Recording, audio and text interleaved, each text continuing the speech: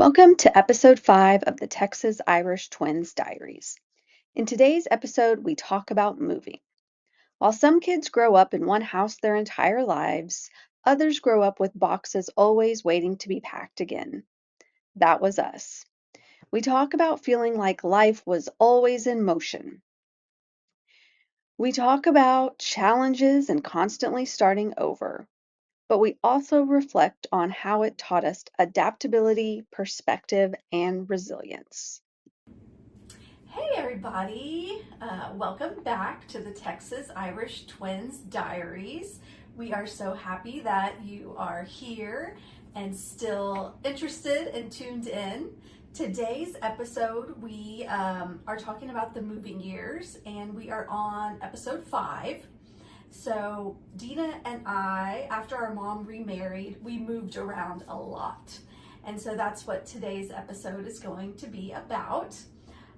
So hey, how's your week going so far? My week has been pretty good. It's been extremely busy, but today we did something fun with my team. We had, at the end of last year, we were doing a work promotion to see how much participation we could get in donating to the United Way, and we achieved our goal. And so the prize was that we would randomly select 2 employees that would get to pie me and one of my coworkers in the face. So at about 11:30 this morning, that's what I was doing. And, my boss was coordinating all of this. And so my coworker Kelly and I decided to be really, really sneaky. And we did not tell her that we ordered hazmat suits to protect our clothes. And they had a hood on it to protect our hair. And then we also brought goggles because she has eyelash extensions, and you don't want to mess with those. Yeah, you pay too much money, good money for that, so don't mess with those. And just for fun, we also, the hazmat suit was white, and then we put on a white face mask. And it was so much fun to see the team get excited and laugh about just what we were wearing and how we came out of it. And we were convinced we couldn't wear the face mask. We had to actually have the pie directly on our face, but we kept the goggles on because I hope somebody got a video of this. Oh, there's video and there's photos, which we can absolutely share. I don't have any shame in that. It was a lot of fun. I found an employee that wasn't scared to pie me, so that was good news. And it was fun, but I just feel like stickiness. I'm ready to go home and take a shower. Well, you still look great. Thanks. Yeah, I had to wipe off all my makeup, and it's okay. So for those watching, you get the no makeup look today. Awesome. Yeah, I'm kind of going with that too. I didn't do my hair today, as you can see, and just a casual day. Just one of those days. Yes. All right. So, as always, before we get into the episode, we have wine talk, wine tasting. As a reminder, Dina has been doing dry January, so in support of her, I have not been opening any wine. And this time, we are actually going to go through the history of wine in Texas.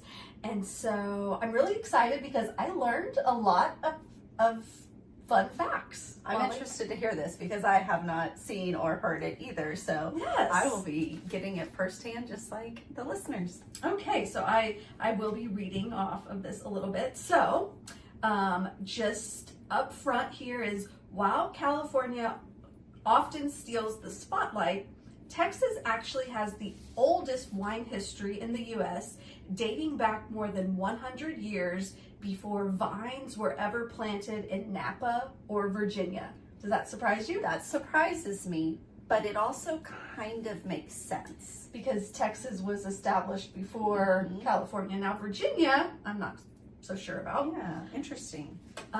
So anyway, here's a little bit of a timeline breakdown of that. So wine in Texas started with Spanish missionaries who planted the first vineyards in the 1650s near present-day El Paso.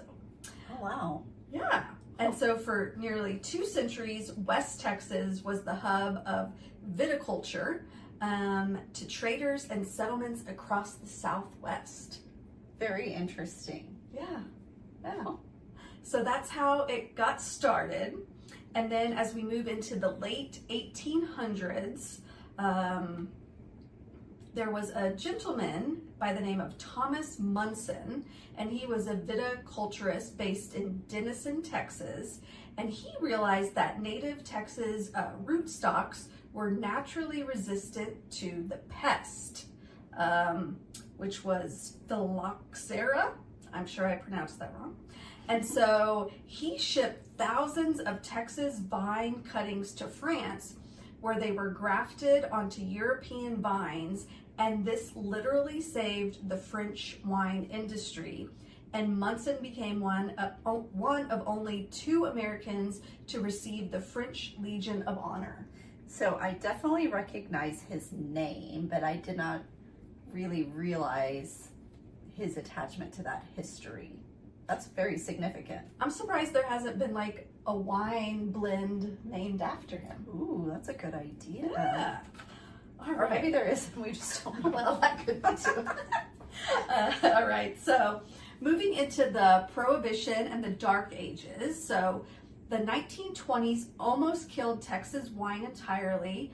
Most wineries went bankrupt, with the notable exception of Valverde Winery in Del Rio, which is actually one of the places that we lived. Oh, what a coincidence. I know, that's and that winery was established in 1883, and the reason it survived was by selling table grapes. So that's probably smart. Very smart.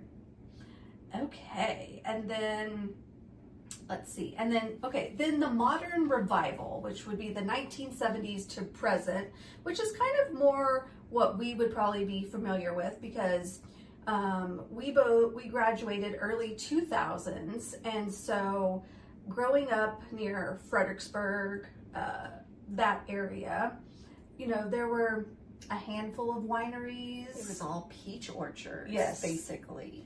And so now, if you come to the Texas Hill Country, the Fredericksburg region, there are wineries everywhere. So it has definitely changed. So anyway, from the 1980s to 1990s, Texas established the first AVA, which is American Viticultural Areas, like the Texas Hill Country, which is now the second most visited wine region in the U.S. behind Napa. Wow. That's a success for us, I think. Yeah. It's been fun to kind of see it evolve, because when you really look back, yes, growing up in that area and seeing what it was and what it is today, it's completely different.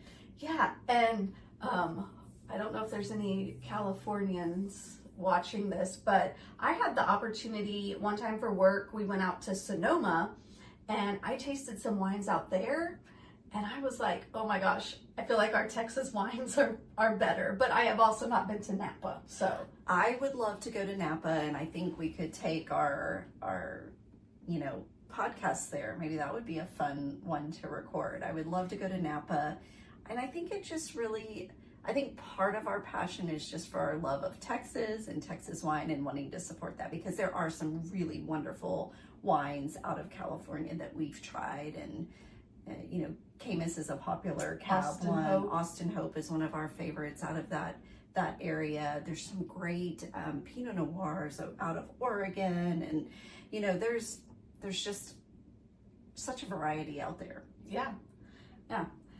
Okay, so and then to close this out, so today Texas is the 4th largest wine producing state in the nation, home to over 500 wineries.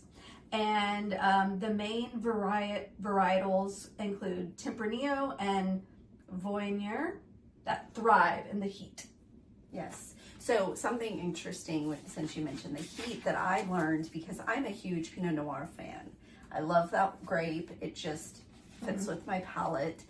And we cannot grow those grapes in the Texas Hill Country because it is too hot. Well, that makes sense why you like the Avignon, because they do compare it to a Pinot Noir. It's very, very similar to that. So Yeah. yes. Awesome. Well, Hopefully you enjoyed that little bit of history. I did. And then next week, we should be back to tasting wines. Yay! That'll be fun. All right, so moving. Where shall we start? I think, we talked a little bit about divorce and when our parents made that change in life.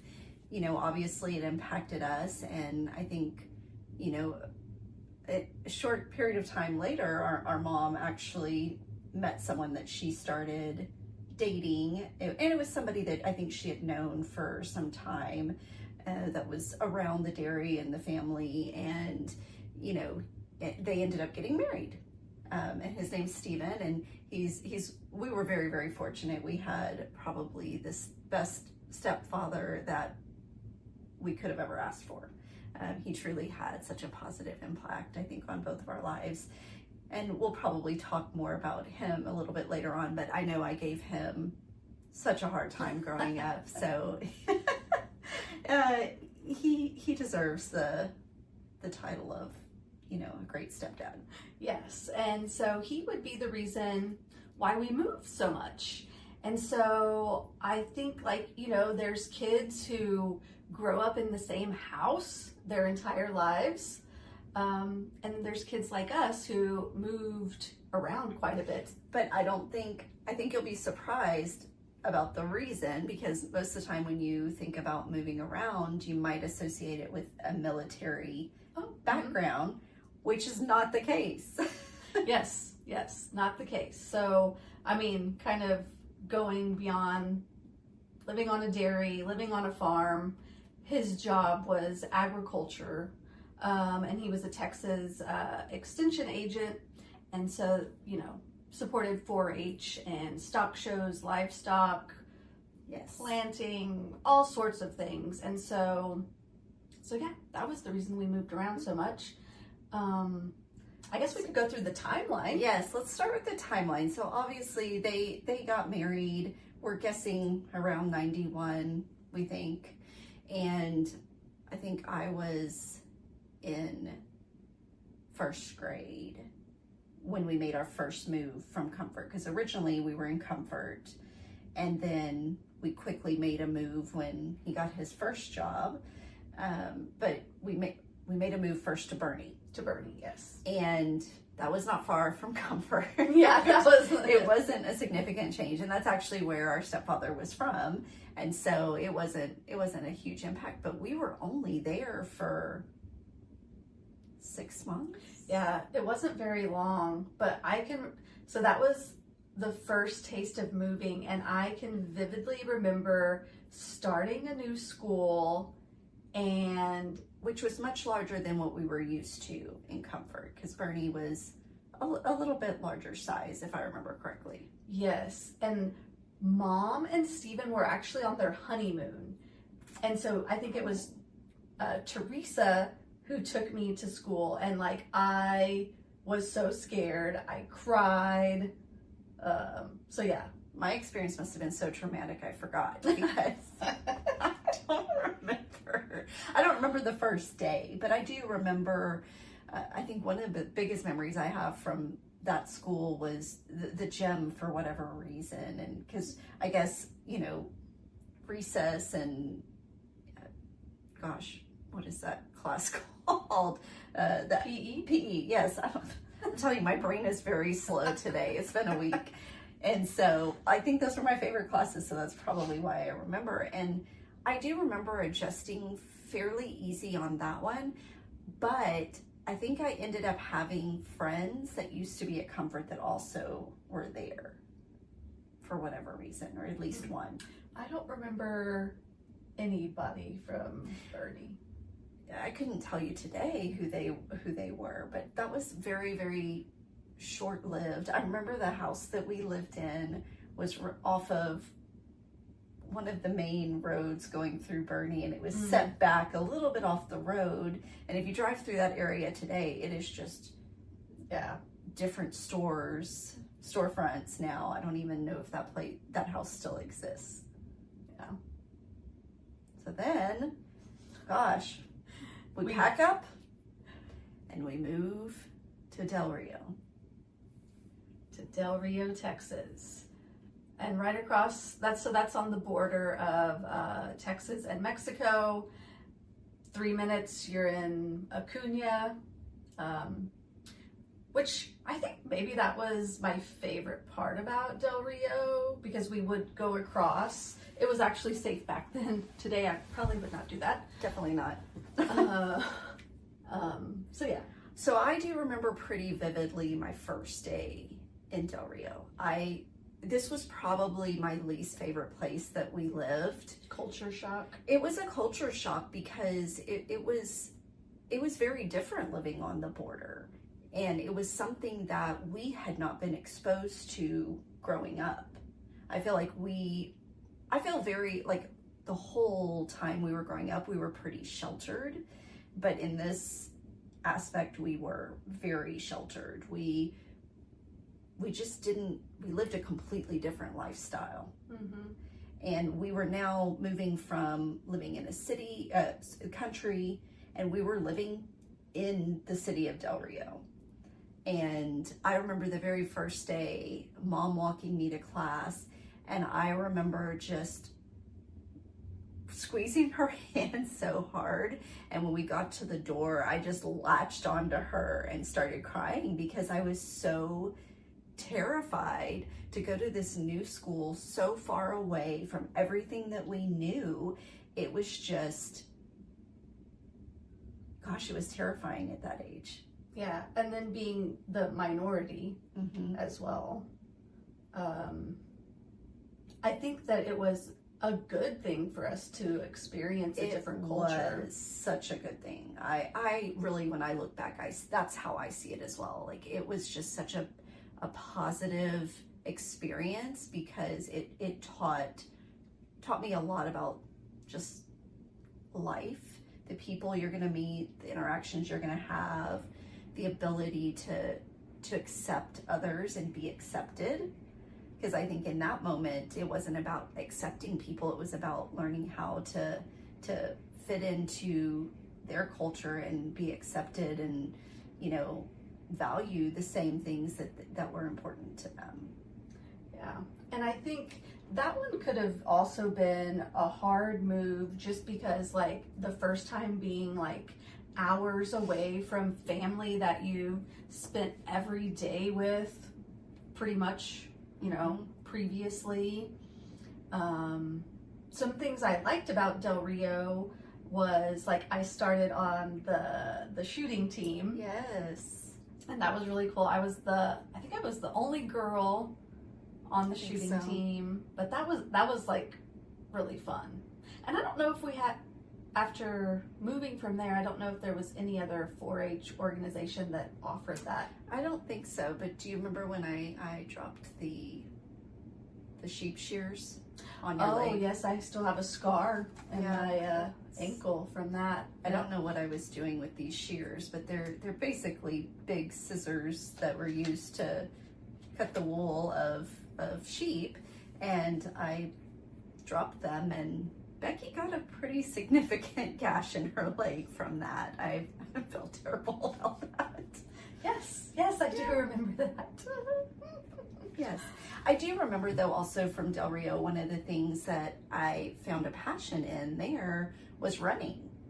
Because I guess all my examples are going to be going back to PE and stuff. But you got, like, a couple awards while we were there for athletics. Sit-ups, I think, and something. Yeah. Yes. I had forgotten completely about that, but I remember really just enjoying the competitive nature of running and being involved in that. And I made some really, really good friends doing those types of activities. And it was really a nice experience living in a neighborhood where there were a bunch of kids, because I remember, we would, in the evenings, we would have friends that would come by, or we'd be out in the street when it was safe to be out in the street and play. And we had, like, a tether ball set up in the backyard, so we would play with that. But then I remember coming home one night and someone had cut the string off. Oh. Never figured out who that was or why that happened. Interesting. So there were some fun things learned there. It was a good experience. I don't remember how long we were there exactly. It wasn't long there either. I feel like it was like maybe 8 months, 6 to 8 months again. Maybe we weren't in Bernie for very long. We were in Bernie for like maybe 3 months, and I think we're in Del Rio like 6 to 8 months. Okay. Maybe. We could have this totally wrong, but it was a short period of time. I think Del Rio was less than a year. Oh, I remember another memory that pops in is that like I was on the spelling bee. Oh. Yeah, so for some reason in my class, like I won. And so I guess like each class had someone who participated. And then when I was like in the like I guess in for like an award or whatever, I was like the #1 person to spell. And so we're in the auditorium. Mom came to watch me, and I think I was in 2nd or 3rd grade. I don't remember. But the word I got was international. And I spelled it wrong. Oh no! Instead of with an I spelled it with an E. Oh, darn it. So I was like out the first round. Oops, that happens sometimes. Well, so Del Rio learned a lot there, had some good experiences, adjusted, learned the first step in adjusting to a new life. And then our next move was Jordanton. Mm-hmm. And I'm going to say this was probably my favorite place that we lived. I would not agree. I feel like we made good family friends, people that we still know and talk to today. That would be a positive for me. So I will say when we moved to Jordanton, and we lived there for 2 years, I think. I just remember, maybe we were in Del Rio longer than I think. Jeez, now that's going to drive me crazy. But we were in Jordanton for like a little over 2 years or so. And one of my all-time favorite teachers was from there. And she was my 4th or 4th grade teacher, I think. And she just had a passion for reading the way that I did. And she introduced me to a book called The Big Friendly Giant. And it was, at that time, my absolute favorite book. And she just was somebody that had so much passion for teaching and caring for children. And I just adored her. And so I kept in touch with her for many, many, many years. And I think she made that initial adjustment much easier for me. But I loved it because I quickly made friends there. And I had this core group of girlfriends that I just adored. And we just had so much fun together. But I also loved it because we were back living out in the country. Yes. I feel like the friends that I made there were all like 4-H kids. Mm-hmm. And mine were separate from that. And that is where I got into like the food and nutrition side of 4-H. So I don't feel like I have anything negative to say about it. I just didn't like Jordanton, the town itself. Yeah, I don't know. I guess I just loved the whole experience. I loved the small town feel, living in the country. It just was all very positive for me, and it was hard when we left there. Yeah. And so then we moved on to West Texas. And I would say that was maybe another culture shock in a way, because we were moving out to the smallest school that we've ever attended. So we lived in Lenora, Texas, and the school was called Grady. 6-man football. 6-man football. I think there was maybe 20 kids in a class if you were lucky. And that was the entire grade. I think there were 13 in mine. So mine, I think, was a little bit larger. And so the entire grade. Mm-hmm. And so that was like, where are all the people? But the other thing that was really, really interesting was our house literally was in the middle of a cotton field.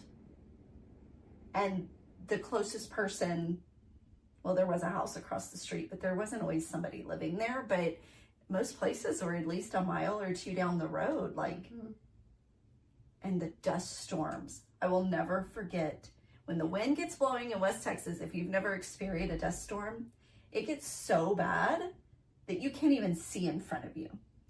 And remember the very first time Mom had the windows open in the house? She learned real fast not to do that again. Oh my gosh, that's funny. That is funny. Oh, well, and I don't really remember my first day there. I think that our first day, I think it was together. I think we were walked to like the principal's office to kind of check in and get where we were going. And then I think we were just kind of off. Yeah. Oh, I'm sorry to go back to Jourdanton, but I think it's important to highlight while we were in Jourdanton, our sister Audrey was born. Yes. So by the time we get to Grady, she's like 2. So anyway, yeah, Grady was probably one of my more favorite places. So I did love it there too. The people in West Texas are The amazing. nicest people. Nicest Amazing. people. They just have a different heart out there, and it's just like a heart that's willing to help anyone and everyone, and most of them are so welcoming to new people, and just, Yeah, open to new experiences out there, I think. And I think that's why I liked it, because it just felt like home in a sense. Like people just made you feel really, really at home there. And I think one of the things that I loved about it too was, well, I guess that's really where we got into playing basketball. And it's where, gosh, and I still call her my best friend today, where I met one of my very, very best friends in middle school. And her name's Brandy, and her and I were 2 peas in a pod. We were inseparable. We did everything together, and we were either always at one another's house. And she and I had this grand idea one day before a basketball game. We were too impatient to wait for my mom to be ready to take us up to the school. So we decided we were going to walk across one of the cotton fields to get to the school. And this was probably 2 or 3 miles, I would guess. Oh my gosh. And we were so tired when we got there, or at least I was. And I probably played the worst game of my life. That was not very smart. It was not smart, but I was a teenager. I don't know. So for me, when we get to this point, she was the hardest part about leaving West Texas for me, because I hadn't had a friendship like that for so many years. So it was really hard to leave. Yeah, that definitely was the hardest place to leave for sure. But leaving was easy in a sense because we were getting closer to Dad. Yes. So when we were out there, it was a 5-hour drive one way just to get to see our dad. And I will say, I feel like he was always very supportive, especially as we were getting older, and understanding that we weren't going to be visiting as much because we were playing sports and we were involved in things. And he was always very, very encouraging and understanding of those types of things. Yeah. So I feel like we're not saying a lot about West Texas, but like it was one of the better. Well, and I feel like that's really where our steer showing really evolved, because steers were very, very popular out there in the 4-H community, and they did very well. They were very competitive. And so I think it really helped grow that love and passion for showing steers for me. And I mean, we had sheep out there, but I just never really loved showing sheep. The steers were really my passion, and learned so much from the people out there because they just loved it. Yeah. Yeah, they did. And and so basketball and then track, I also set like 2 or 3 different records in junior high there running track. And I think Brandy had told me at least one of them is still left there last time she was there. No way. Like, yes, that's really cool. Nobody knows who I am, but my name's up there. Hey, that's pretty cool. I've always wanted to go back to visit. I don't know why, but yeah, what we do, walk through a school that we know nobody in. Probably. Yeah, I don't know. Yeah, it was a fun place to be. And then Mark was born. Our brother Mark was born out there. Yes, Mark, the little redhead. Yeah, and then before that, we have a odd family dynamic. I guess at some point maybe we'll talk about that. Our dad and stepmom had a son too that was born before Mark. That's Dustin. So those are all the siblings. Yes, it's very interesting. But I think it was middle of my freshman year, your sophomore year, is when we moved again. Yep. This one was hard because it was in the middle of a school year. And we were so involved in sports and just had things going, and we had to pick up in the middle of a school year and transition to Johnson City. And it was closer to home, which was fantastic. But that one was a little bit tough, I think. Yeah. So I can remember this, Stephen got the job in Blanco County, and he let us choose, or me choose, whether we wanted to live in Blanco or Johnson City, because both towns were in the same county. I don't know if it was me who chose Johnson City. I don't remember, but we ended up in Johnson City. Yes. Yeah, because I remember us looking for houses, and there just wasn't much for a family our size. Yeah. And so we ended up living in this 2-bedroom, 1-bath house. Oh, I forgot about that. At first. A house rental, yeah. Yes, and there are, how many of us? 6? No. There were 7 of us. Yeah, 7. Oh, dear. 5 kids, 2 adults. Dear Lord. Yes, so luckily that was kind of short-lived. I don't even, do you remember the first day of school there? Actually, no. I just remember, I think we again checked in the reception area. But didn't we, it was on break and we met with the basketball team? I remember this. This was terrible. I didn't enjoy this. So our mom, because she has this huge passion for basketball, and we did love playing basketball, but she decided that she was taking us up to the school because it was over the Christmas holiday break, and we were going to meet the basketball team. And I thought, why are we doing this? And I did not want to be there. And then I was so embarrassed because they're like, oh yeah, come out here and shoot around. And first 3-pointer, air ball. I'm like, I think I was so nervous. Great first impression. Yeah, but then once we got into it, I think they were amazed at how good, well, you were better than I was, but how good we were. But since we were just coming on, we had to be on the JV team. That was probably one of my favorite times together playing basketball. I feel like we did so well. I felt like we were the stars of the show. I mean, we had great teammates on our JV team, but I felt like, man, because they were very competitive in West Texas. Yes. They had an excellent basketball program, and we learned a lot of great fundamentals there. Yep. So that was how we get into school, and I just remember I feel like it was kind of a quiet transition. I don't remember anything significant and jumping out to me, but it was, it ended up being a great place, right? Yeah. I think it was easy in the sense, like, you know, we got into activities right away. All right, we're back. We had a slight technical issue there. And we have no idea where we left off. So we're just going to jump right back in at Johnson City, and you were talking about...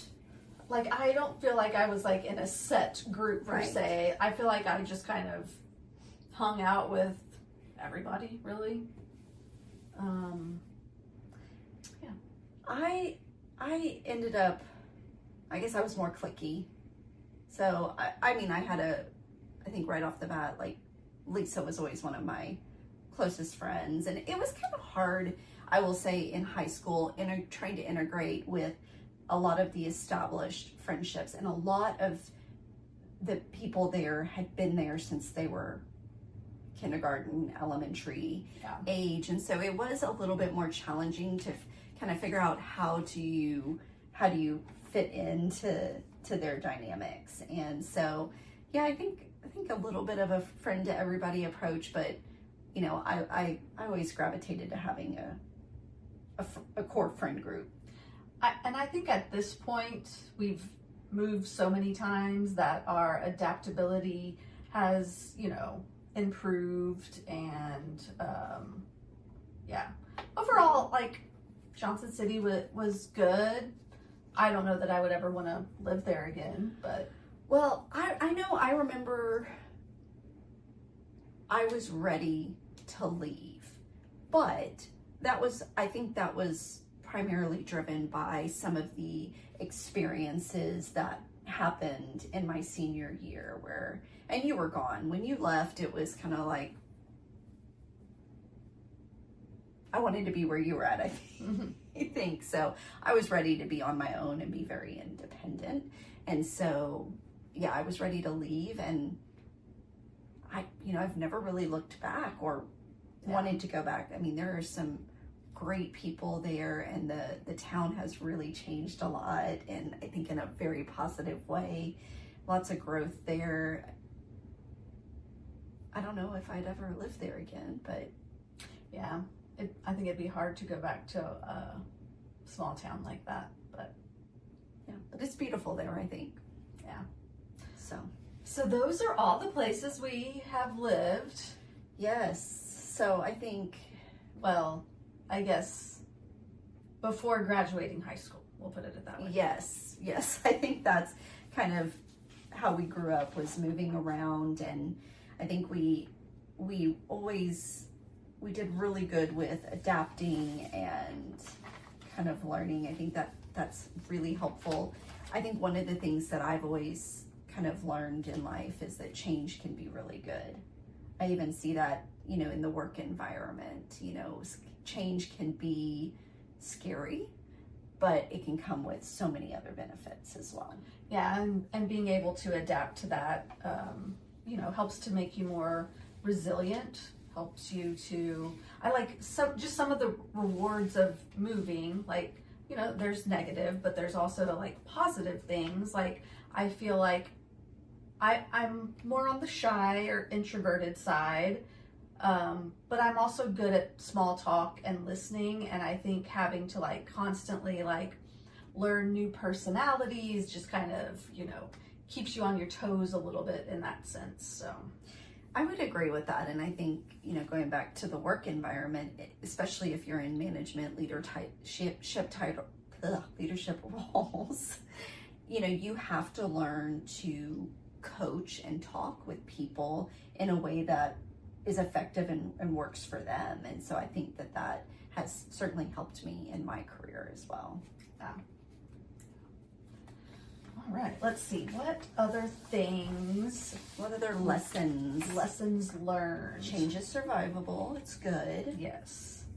We survived. You know what? I wonder if like our constant moving like, because we love to travel? Like, is it because like we got to experience, even though it was all in Texas, we got to experience like so many different areas that we're like, oh, very interested. Let's see what the world has to offer us. Yes. But I do see in our travels, which I know we'll talk more about that, but we tend to be creatures of habits a little bit. Yeah, we do. We find what we like, and it's hard to not go back to what we like. So I don't know what that's about. Some other things, like I think moving around so much helped make us flexible, adaptable, and seeing different cultures has made us like not non-judgmental, that's not the word I'm looking for, like it's just made us like more aware, like there's more than just ourselves out there, I guess. And more like accepting, and yeah, I don't know what I'm trying to say, but anyway. I think you got it said there. Well, and I think it sends such a strong message just for people that, maybe you're feeling down or struggling with life changes, is that, there's good times, there's bad times, but you can overcome it no matter what. Absolutely. So, okay, I think that's a good place to kind of wrap it up. I think this has been a fun one, I think, to reminisce and remember some of the things that, gosh, I think I had almost forgotten.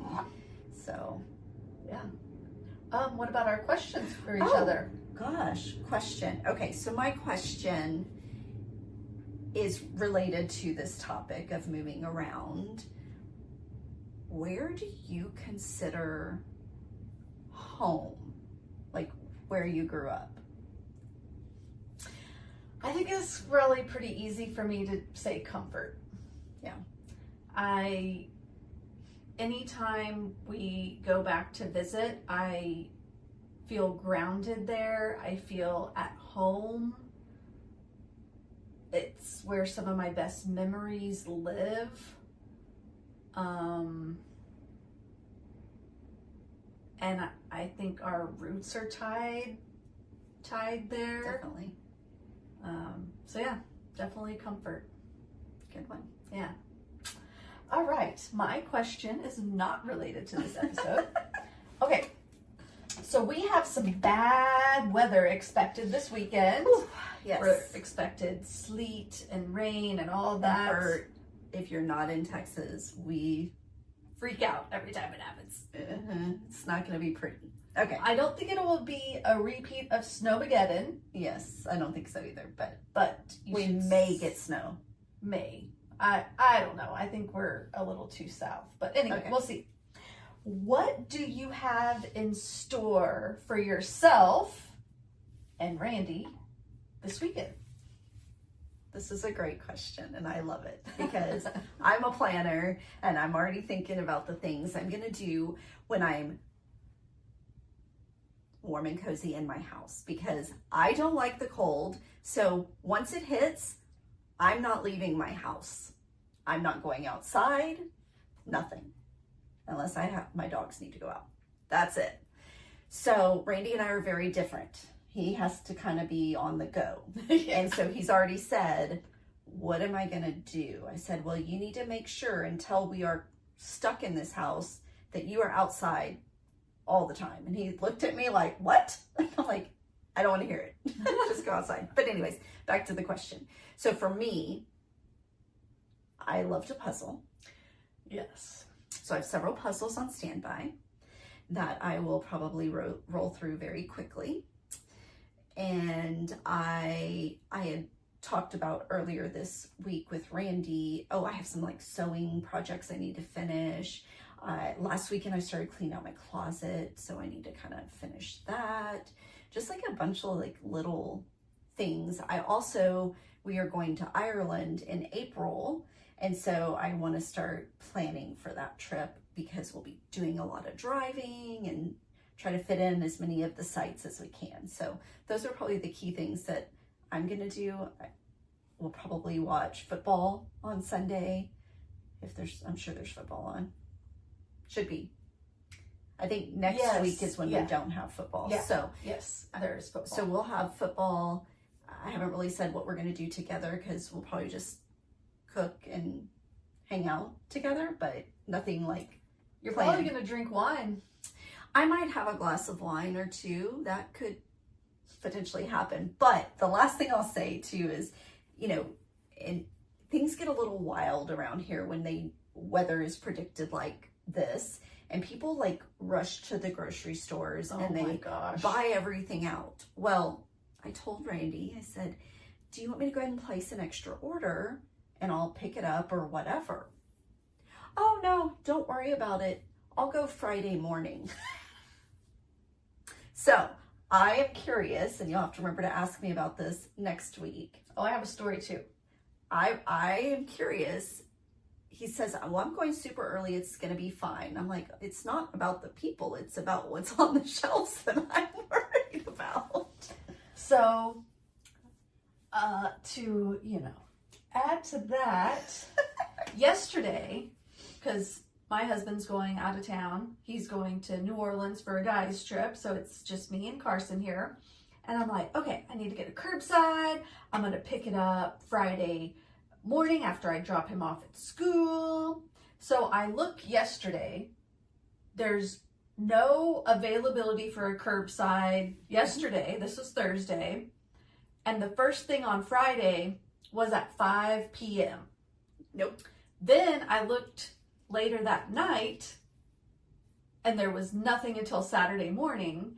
And so I was like, well, let me look at delivery. And so I got a delivery order delivered today, but they were out of most of the stuff. Okay, so next week we're checking in on Randy's experience about going to HEB on a Friday morning before serious weather is supposedly hitting. He needs to plan strategically, which is the best HEB to go to? Which one is likely to have what you need? None of them.